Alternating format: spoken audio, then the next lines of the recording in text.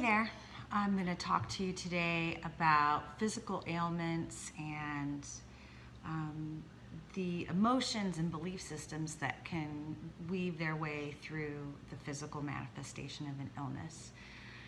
Just, coming from a perspective of the body as a whole, you can't just treat the physical symptoms and take the supplements or take the antibiotics or get the surgery. You also have to attend to the possible physical, or not physical, emotional or spiritual things could be happening there. So there's a whole system that is based on that looks at the emotions and belief systems around different painful areas in your life, be they physical or mental, like anxiety. And if this just seems too way out there for you, just turn it off now. But if you're interested in hearing more about the possibility of this, it can't hurt. It doesn't hurt to explore these possible associations. It can only help your situation. And believing that it could possibly help you increases the chances that it will help you. That's the whole placebo effect that's like a real thing and works as good as real drugs in some cases. So the physical ailment that I'm going to talk about today is going to be cystitis or chronic bladder related items. I'm talking about this one for a friend and also because I have personal experience with it. I dealt with chronic bladder infections for 4 years, and they still sort of come and go depending on what's going on in my life. So that's the one I wanted to do today. If there's something you want me to do a video on, a physical ailment maybe that you're having an issue with, just shoot me a message and I'll put it on my video list. So cystitis, the bladder, that's for releasing things. So maybe you're having a hard time letting go. Itis, anything that has itis on the end is an inflammation. Heat, a lot of times heat-related things can be associated with anger, also passion, but because it's a physical problem that you're having that's creating pain, we would associate it more with anger.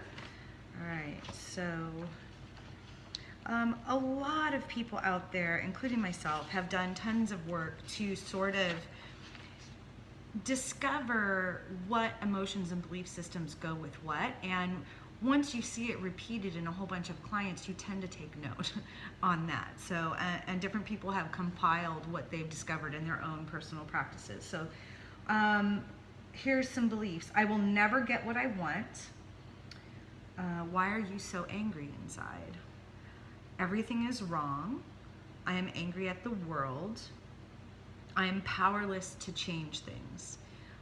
So those are the top belief systems. And I use a kinesiology, a method of muscle testing, to test those with my clients or for myself. Or you could also use a pendulum. Just make sure when you make the statement that it is said in the positive.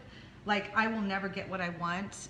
You wouldn't want to say it that way, because when you use a negative, it confuses the system because it just hears everything in the positive. Like, don't think about a purple elephant.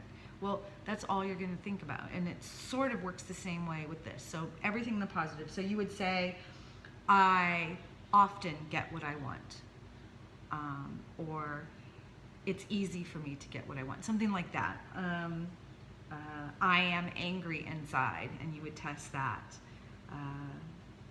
I am angry at the world, and you would test that. And then instead of I can never be happy, I can be happy, and then you would test that. And then I do clearing work, so you can try and do some clearing on that and ask for the more true reality perception for you, not the one that has been sort of skewed by your experiences, that could come to you, energetically, vibrationally, and change that. And then you test it again to see if it's been cleared. So that's what I've got for cystitis. What I found in my own life is it was repressed anger. The first person to share that with me was my acupuncturist.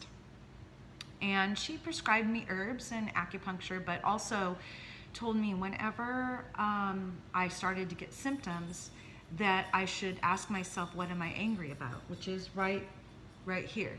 Or why am I angry inside, right? Because that's an internalized anger. And then work with that. And I have had successfully shifted the symptoms and made them go away just by going through that process.